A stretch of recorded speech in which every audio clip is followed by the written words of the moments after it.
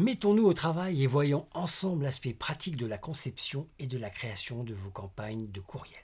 Une campagne implique un ensemble de tâches spécifiques. Une campagne peut inclure un email sur un sujet, mais peut être aussi composée d'une série de courriels ou de newsletters reliés autour d'un thème.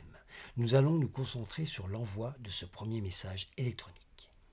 Étape numéro 1. Choisissez votre fournisseur. Sélectionnez le service que vous voulez utiliser. Si possible, sélectionnez-en un qui vous permettra de vous entraîner un peu, de préférence gratuitement comme Mailchimp ou Sendinblue. Étape numéro 2.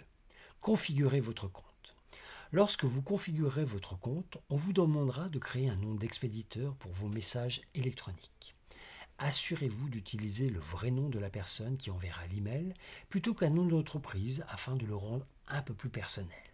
En outre, vous devez éviter d'utiliser des adresses Gmail, Yahoo ou Hotmail, car elles sont plus susceptibles d'être considérées comme des messages de spam qu'en utilisant une adresse au nom d'une société enregistrée. Assurez-vous aussi d'avoir également une adresse postale pour votre entreprise. Vous pouvez utiliser une boîte postale, mais la plupart des pays exigent une adresse physique définie. Étape numéro 3.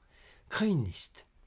Il s'agit d'une liste d'abonnés qui verront votre courriel. Vous devez avoir la permission expresse des personnes que vous ajoutez à votre liste.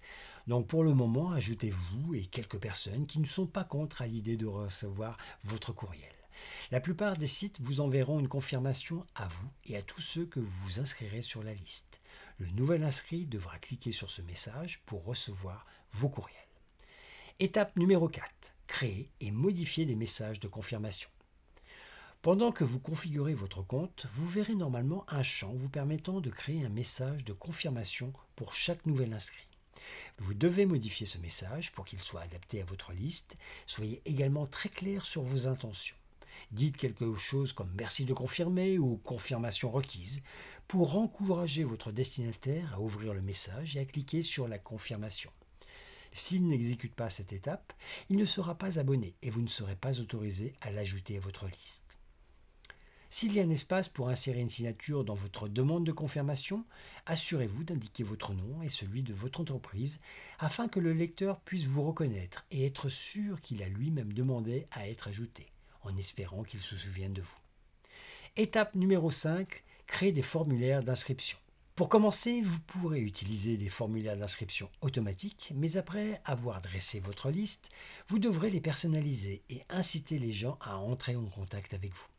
Vous devez également créer un formulaire d'inscription à placer sur votre site web, votre master peut le faire, un autre formulaire ajouté à votre page Facebook professionnelle, un bouton dans votre newsletter pour les personnes qui reçoivent un courriel transféré, etc.